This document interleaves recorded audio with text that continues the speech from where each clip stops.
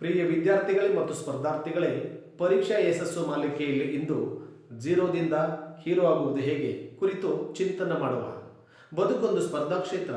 ಇಲ್ಲಿ ಗೆದ್ದವನ ಕೊರಳಿಗೆ ವಿಜಯದ ಹಾರ ಹಾಕಿ ಸನ್ಮಾನ ಮಾಡ್ತಾರೆ, ಸೋತವನ ಕೊರಳಿಗೆ ಸಮಸ್ಯೆಗಳ ಸರಮಾಲೆ ಹಾಕಿ ಬೀದಿಗೆ ತರ್ತಾರೆ. ಸೋಲು ಮತ್ತು ಗೆಲುವುಗಳು ಬದುಕಿನ ಎರಡು ಆಯ್ಕೆಗಳು. ಆದರೆ ಆಯ್ಕೆ ಮಾಡಿಕೊಳ್ಳಬೇಕಾದವರು ಮಾತ್ರ ನೀವುಗಳೇ.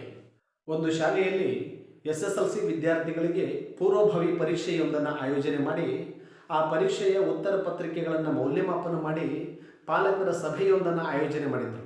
ಆ ಸಭೆಗೆ ವಿದ್ಯಾರ್ಥಿಗಳ ತಂದೆ ಮತ್ತು ತಾಯಂದಿರು ಆಗಮಿಸಿದ್ರು. ಎಲ್ಲ ವಿದ್ಯಾರ್ಥಿಗಳ ಉತ್ತರ ಪತ್ರಿಕೆಗಳನ್ನು ಅವರ ಅಪ್ಪ ಅಮ್ಮಂದಿರಿಗೆ ತೋರಿಸಿದರು. ಒಬ್ಬ ವಿದ್ಯಾರ್ಥಿ ಪರೀಕ್ಷೆಯಲ್ಲಿ ಒಂದು ಅಂಕವನ್ನು ಕೂಡ ಪಡೆದಿರಲಿಲ್ಲ. ಶಿಕ್ಷಕರು ಅವನ ಉತ್ತರ ಪತ್ರಿಕೆಗಳಲ್ಲಿ 2-0 ಅಂತ ನಮೂದಿಸಿದ್ರು. ಅವರ ತಂದೆ ತಾಯಂದಿರಿಗೆ ಬಹಳ ಕೋಪ ಬಂತು. ಆತನ ಮಗನನ್ನು ಕರೆದು ಅಪ್ಪ ಅವನ ಕೆನ್ನಿಗೆ 2 ಏಟು ಹೊಡೆದೇ ಬಿಟ್ಟ. ಎಲ್ಲ ವಿದ್ಯಾರ್ಥಿಗಳು ಪರೀಕ್ಷೆಗಳಲ್ಲಿ 80, 85, 90 ಹೀಗೆ ಅಂಕಗಳನ್ನು ಗಳಿಸಿದ್ದಾರೆ, ನೀನು ಮಾತ್ರ ಒಂದು ಅಂಕವನ್ನು ಕೂಡ ಗಳಿಸಿಲ್ಲ, ಯಾಕೆ ಅಂತ ಪ್ರಶ್ನೆ ಮಾಡಿದ. ಅದಕ್ಕೆ ಮಗ ಉತ್ತರ ಕೊಡ್ತಾನೆ. ಆ ವಿದ್ಯಾರ್ಥಿ ಅವರ ಅಪ್ಪನಿಗೆ 0 ಅಂದರೆ ಏನು ಅಂತ ಮನವರಿಕೆ ಮಾಡಿಕೊಡ್ತಾ ಇದ್ದಾನೆ. ಬಾಣ್ ಬೆಳಗುವ ಶಶಿಯು 0, ಭುವಿ ಬೆಳಗುವ ರವಿಯು 0. ಬಾಣ್ ಬೆಳಗುವ ಶಶಿಯು 0, ಭುವಿ ಬೆಳಗುವ ರವಿಯು 0. ನಮ್ಮನ್ನು ಹೊತ್ತು ತಿರುಗುವ ಈ ಪೃಥ್ವಿಯು 0, ವಿಶ್ವಗಣಿತಕ್ಕೆ ಭಾರತೀಯರ ಕೊಡುಗೆಯೂ 0. ಸಚಿನನ ಅಬ್ಬರಕ್ಕೆ ಗಡಿ ದಾಟುವ ಚೆಂಡು 0. ಇಷ್ಟು ಹೇಳ್ತಾ ಅವರ ಅಮ್ಮನ ಕಡೆಗೆ ನೋಡಿ ಮಗ ಹೇಳ್ತಾನೆ, ಅಮ್ಮ ನಿನ್ನ ಹಣೆಯ ಮೇಲಿರುವ ಕುಂಕುಮದ ಬೊಟ್ಟು 0. ಅಮ್ಮ ನಿನ್ನ ಹಣೆಯ ಮೇಲಿರುವ ಕುಂಕುಮದ ಪೊಟ್ಟು 0. ನಿನ್ನ ಕೈಯೊಳಗಿರುವ ಬಳೆಗಳು 0. ಮನೆಯಲ್ಲಿ ನೀನು ಮಾಡುವ ಚಪಾತಿ ರೊಟ್ಟಿಗಳು 0.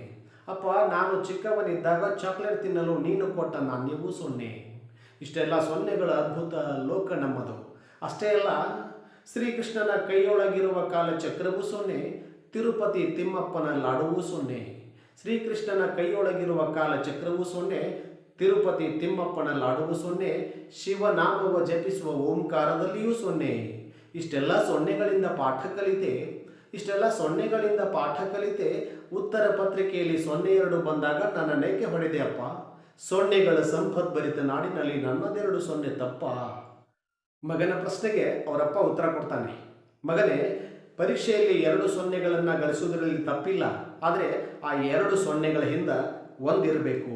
ಅಂದ್ರೆ ಪರೀಕ್ಷೆಯಲ್ಲಿ ನೀನು 100ಕ್ಕೆ 100 ಅಂಕಗಳನ್ನು ಗಳಿಸಬೇಕಾಗಿದೆ. ಈಗಾಗಲೇ ಹೇಳಿದಂತೆ ಬದುಕೊಂದು ಸ್ಪರ್ಧಾ ಕ್ಷೇತ್ರ. ಇಲ್ಲಿ ಗೆದ್ದವನ ಕೊರಳಿಗೆ ವಿಜಯದ ಹಾರ ಹಾಕಿ ಸನ್ಮಾನ ಮಾಡ್ತಾರೆ, ಸೋತವನ ಕೊರಳಿಗೆ ಸಮಸ್ಯೆಗಳ ಸರಮಾಲೆ ಹಾಕಿ ಬೀದಿಗೆ ತರ್ತಾರೆ. ನಾನು ಓದಿಲ್ಲ, ನಿಮ್ಮಮ್ಮನೂ ಓದಿಲ್ಲ, ನೀನಾದರೂ ಓದಿ ವಿದ್ಯಾವಂತನಾಗಿ ಸಮಾಜದಲ್ಲಿ ಒಬ್ಬ ಶ್ರೇಷ್ಠ ವ್ಯಕ್ತಿಯಾಗಿ ಬಾಳಬೇಕು ಅಂತಕ್ಕಂಥ ಕನಸು ನಮ್ಮದು. ನಮ್ಮ ಕನಸುಗಳಿಗೆ ತಣ್ಣೀರೆರ್ಚಬೇಡ, ಕನಸುಗಳನ್ನು ಸಾಕಾರಗೊಳಿಸುವಂತಕ್ಕಂಥ ಬುದ್ಧಿ ಮಾತನ್ನು ಆ ಅಪ್ಪ ಹೇಳ್ತಾನೆ. ಪ್ರಿಯ ವಿದ್ಯಾರ್ಥಿಗಳೇ, ಇದು ಕೇವಲ ಒಬ್ಬ ವಿದ್ಯಾರ್ಥಿಯ ತಂದೆ ತಾಯಿಗಳ ಕನಸಲ್ಲ, ನಿಮ್ಮೆಲ್ಲರ ತಂದೆ ತಾಯಿಯಂದಿರ ಕನಸುಗಳು ಕೂಡ ಅದೇ. ತನ್ನ ಮಗ ಓದಬೇಕು, ವಿದ್ಯಾವಂತನಾಗಬೇಕು, ಸ್ವಾವಲಂಬಿ ಆಗಬೇಕು, ಜೊತೆಗೆ 10 ಜನರಿಗೆ ಕೆಲಸ ಕೊಡಬೇಕು, ಸಮಾಜದಲ್ಲಿ ಪ್ರತಿಷ್ಠಿತ ವ್ಯಕ್ತಿಯಾಗಿ ಬದುಕಬೇಕು ಅಂತಕ್ಕಂಥದ್ದು ಪ್ರತಿಯೊಬ್ಬ ತಂದೆ ತಾಯಿಯಂದಿರ ಕನಸು. ಆ ಕನಸನ್ನು ನನಸು ಮಾಡೋದಕ್ಕೋಸ್ಕರ ನೀವು ಹಗಲಿರುಳು ಶ್ರಮಿಸಬೇಕು. ಕಷ್ಟಪಟ್ಟು ಇಷ್ಟಪಟ್ಟು ಓದಿ ವಿದ್ಯಾವಂತರಾಗಿ ಪರೀಕ್ಷೆಗಳಲ್ಲಿ 100 ಅಂಕಗಳನ್ನು ಗಳಿಸಿ. ಈ ವಿದ್ಯಾರ್ಥಿಗಳೇ, ಆ ವಿದ್ಯಾರ್ಥಿ ಅಥವಾ ನೀವು ಕನಸು ಕಂಡ ತಕ್ಷಣ ಪರೀಕ್ಷೆಗಳಲ್ಲಿ 100ಕ್ಕೆ 100 ಅಂಕಗಳನ್ನು ಗಳಿಸಲಿಕ್ಕೆ ಸಾಧ್ಯ ಇದೆಯೇ? ಪರೀಕ್ಷೆಗಳಲ್ಲಿ 100ಕ್ಕೆ 100 ಅಂಕಗಳನ್ನು ಗಳಿಸುವುದಿರ್ಬೋದು, ಕ್ರಿಕೆಟ್ ಆಟದಲ್ಲಿ ಆಟಗಾರನೊಬ್ಬ 100 ರನ್ಗಳನ್ನು ಗಳಿಸುವುದಿರ್ಬೋದು, ಕವಿಯೊಬ್ಬ ಒಂದು ಕವನದಿಂದ ಪ್ರಾರಂಭ ಮಾಡಿ 100 ಕವನಗಳನ್ನು ಸೃಷ್ಟಿ ಮಾಡಿ ಕವನ ಸಂಕಲನವನ್ನು ಬಿಡುಗಡೆ ಮಾಡುವುದಿರ್ಬೋದು. ಎಲ್ಲವುಗಳ ಹಾದಿ ದುರ್ಗಮ ದುರ್ಗ. ಆದರೆ ಖಂಡಿತ ಸಾಧ್ಯವಿದೆ. ಪ್ರತಿಯೊಂದು ಮಹತ್ ಕಾರ್ಯವೂ ಕೂಡ ಮೊದಲ ನೋಟದಲ್ಲಿ ಅಸಾಧ್ಯವಾಗಿಯೇ ಕಾಣುತ್ತದೆ. Every important work seems to be impossible at its first sight. ಪ್ರತಿಯೊಂದು ಮಹತ್ ಕಾರ್ಯವೂ ಕೂಡ ಮೊದಲ ನೋಟದಲ್ಲಿ ಅಸಾಧ್ಯವಾಗಿಯೇ ಕಾಣುತ್ತದೆ. 1000 ಮೈಲುಗಳ ಪ್ರಯಾಣವೂ ಕೂಡ ಒಂದು ಹೆಜ್ಜೆಯಿಂದ ಆರಂಭವಾಗುತ್ತೆ. ಇಂದು ಒಂದು ಹೆಜ್ಜೆ, ನಾಡಿದ್ದು ಮತ್ತೊಂದು ಹೆಜ್ಜೆ, ಮಗದೊಂದು ಹೆಜ್ಜೆ, ಹೀಗೆ ಹೆಜ್ಜೆ ಹೆಜ್ಜೆ ಹೆಜ್ಜೆ ಎಲ್ಲವೂ ಸೇರಿ ಎತ್ತರಕ್ಕೆ ನಾವು ಪಯಣಿಸಿದಾಗ ಹಿಮಾಲಯ ಪರ್ವತ ಕೂಡ ನಮ್ಮ ಕಾಲ ಕೆಳಗಡೆ ಬಂದು ಬಿದ್ದಿರುತ್ತೆ. ಇಂದು 1 ಅಂಕ, 2 ಅಂಕ, 3 ಅಂಕ ಪ್ರಾಮಾಣಿಕ ಪ್ರಯತ್ನದಿಂದಾಗಿ, ದುಡಿಮೆಯಿಂದಾಗಿ, ಬೇಸರಿಸದ ದುಡಿಮೆಯಿಂದಾಗಿ, ದನಿವರಿಯದ ದುಡಿಮೆಯಿಂದಾಗಿ ಖಂಡಿತ ನೀವು 100ಕ್ಕೆ 100 ಅಂಕಗಳನ್ನು ಗಳಿಸಬಹುದು. ನಾನು ಬಡವ, ನನಗೆ ಕಲೀಲಿಕ್ಕೆ ಹಣದ ಕೊರತೆ ಇದೆ, ನನ್ನ ತಂದೆ ತಾಯಿ ಓದಿಲ್ಲ, ಅವರಿಬ್ಬರು ಅನಕ್ಷರಸ್ಥರು. ನಾನು ಗ್ರಾಮೀಣ ಪ್ರದೇಶದಿಂದ ಬಂದಿದ್ದೀನಿ. ನನಗೆ ಇಂಗ್ಲೀಷ್ ಗೊತ್ತಿಲ್ಲ, ಕನ್ನಡ ಮೀಡಿಯಮ್ಮು. ಈ ರೀತಿಯಾಗಿರ್ತಕ್ಕಂಥ ಕೀಳರಿಮೆಯಿಂದ ಮೊದಲು ಹೊರಬನ್ನಿ. ಕೀಳರಿಮೆಯನ್ನು ದೂರ ಸರಿಸಿ ಆತ್ಮವಿಶ್ವಾಸದಿಂದ ಮುನ್ನುಗ್ಗಿ. ಬಡತನವು 6ನೇ ಜ್ಞಾನೇಂದ್ರಿಯ. Poverty is the 6th sense.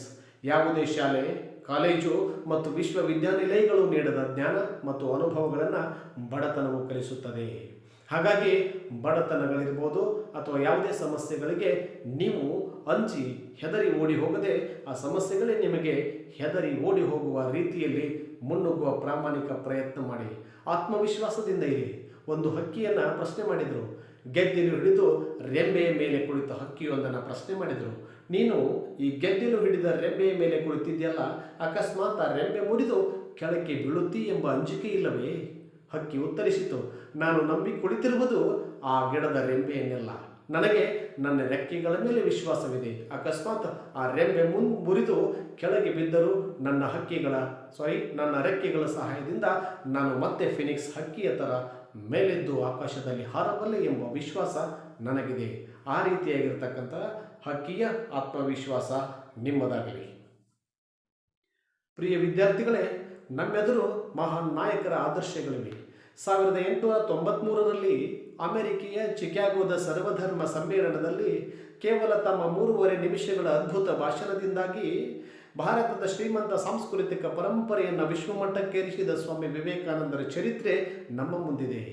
2 ವರ್ಷ 11 ತಿಂಗಳು 18 ದಿನಗಳ ಕಾಲ ಬೇರೆ ಬೇರೆ ದೇಶಗಳ ಸಂವಿಧಾನವನ್ನು ಅಭ್ಯಾಸ ಮಾಡಿ ಭಾರತಕ್ಕೆ ಯೋಗ್ಯವಾಗಿರ್ತಕ್ಕಂತಹ ಸಂವಿಧಾನವನ್ನು ರಚನೆ ಮಾಡಿಕೊಟ್ಟಿರ್ತಕ್ಕಂತಹ ಡಾಕ್ಟರ್ ಬಾಬಾ ಸಾಹೇಬ್ ಅಂಬೇಡ್ಕರ್ ಅವರ ಚರಿತ್ರೆ ನಮ್ಮ ಮುಂದಿದೆ. ಬಡ ಬೆಸ್ತರ ಮಗನಾಗಿ ಜನಿಸಿ ಪೇಪರ್ ಹಂಚ್ತಾ ಓದುತ್ತಾ ಬಡ ಬಾಲಕನೊಬ್ಬ ಬೆಳೆದು ಕ್ಷಿಪಣಿ ಪಿತಾಮಹನಾಗಿ ಶ್ರೇಷ್ಠ ವಿಜ್ಞಾನಿಯಾಗಿ ಈ ದೇಶದ ರಾಷ್ಟ್ರಪತಿಯಾಗಿರ್ತಕ್ಕಂಥ ಡಾಕ್ಟರ್ APJ ಅಬ್ದುಲ್ ಕಲಾಂರವರ ಚರಿತ್ರೆ ನಮ್ಮ ಮುಂದಿದೆ. ಈ ಎಲ್ಲ ಮಹಾನ್ ನಾಯಕರುಗಳ ಆದರ್ಶಗಳನ್ನು, ಹಾದಿಗಳನ್ನು ಅಧ್ಯಯನ ಮಾಡುವುದರ ಮೂಲಕ ನಮ್ಮದೇ ಆಗಿರ್ತಕ್ಕಂಥ ವಿಶಿಷ್ಟವಾದ ಹಾದಿಯನ್ನು ಸಂರಚನೆ ಮಾಡಿಕೊಳ್ಳೋಣ. ಈ ಜಗತ್ತಿನಲ್ಲಿ ಸಮಸ್ಯೆಗಳಿಲ್ಲದ ವ್ಯಕ್ತಿ ಯಾರೂ ಇಲ್ಲ. ಬಡವನಿಗೂ ಸಮಸ್ಯೆ ಇದೆ, ಶ್ರೀಮಂತನಿಗೂ ಸಮಸ್ಯೆ ಇದೆ, ಹೆಣ್ಣಿಗೂ ಸಮಸ್ಯೆ ಇದೆ, ಗಂಡಿಗೂ ಸಮಸ್ಯೆ ಇದೆ, ಬಾಲಕನಿಗೂ ಸಮಸ್ಯೆ ಇದೆ, ಮುದುಕನಿಗೂ ಸಮಸ್ಯೆ ಇದೆ. ಹೀಗೆ ಸಮಸ್ಯೆಗಳಿಗೆ ಹೆದರುವುದು ಬೇಡ. ಸಮಸ್ಯೆಗಳೇ ನಿಮಗೆ ಹೆದರಿ ಓಡಿ ಹೋಗುವ ರೀತಿಯಲ್ಲಿ ಬೆಳೆದು ನಿಲ್ಲಿ. ಉತ್ತಮ ಯೋಚನೆ, ಅತ್ಯುತ್ತಮ ಯೋಜನೆ, ಅತ್ಯುತ್ತಮವಾಗಿರ್ತಕ್ಕಂಥ ಅನುಷ್ಠಾನಗಳನ್ನು ಮಾಡುವುದರ ಮೂಲಕ ಯಶಸ್ಸನ್ನು ಗಳಿಸಿ. Don't be in past memories, don't be in future dreams, but B in present duties. ನಿನ್ನೆಯ ನೆನಪುಗಳು ಬೇಡ, ನಾಳೆಯ ಕನಸುಗಳು ಬೇಡ, ಇವತ್ತಿನ ಕರ್ತವ್ಯದಲ್ಲಿ ಮಗ್ನರಾಗೋಣ. ಖ್ಯಾತ ಕವಿ ಮಂಕುತಿಮ್ಮನ ಕಗ್ಗ ಕೃತಿಯನ್ನು ರಚನೆ ಮಾಡಿರ್ತಕ್ಕಂಥ DVG ಅವರು ಒಂದು ಕಡೆ ಹೇಳ್ತಾರೆ, ನವನವ ಪ್ರಶ್ನೆಗಳು ನವನವ ಪರೀಕ್ಷೆಗಳು, ನವನವ ಪ್ರಶ್ನೆಗಳು ನವನವ ಪರೀಕ್ಷೆಗಳು, ದಿವಸಾಬ್ದ ಯುಗಚಕ್ರ ತಿರುಗಿದಂತೆ ಪ್ರವಹಿಪ್ಪುವುದರಂತೆ ಅವಿರತದ ಚೈತನ್ಯ ಮಂಕುತಿಮ್ಮ ಅಂತ. ನಾಳೆ ಬರುವ ಹೊಸ ಹೊಸ ಸಮಸ್ಯೆಗಳಿಗೆ, ಸಂಘರ್ಷಗಳಿಗೆ ಓಡಿ ಹೋಗದೆ ಅವುಗಳನ್ನು ಎದುರಿಸುವ ಅತ್ಯುತ್ಸಾಹ ನಮ್ಮದಾಗಬೇಕು. ಅವಿರತದ ಚೈತನ್ಯ ನಮ್ಮಲ್ಲಿ ಒಡಮೂಡಬೇಕು ಅಂತಕ್ಕಂಥದ್ದು.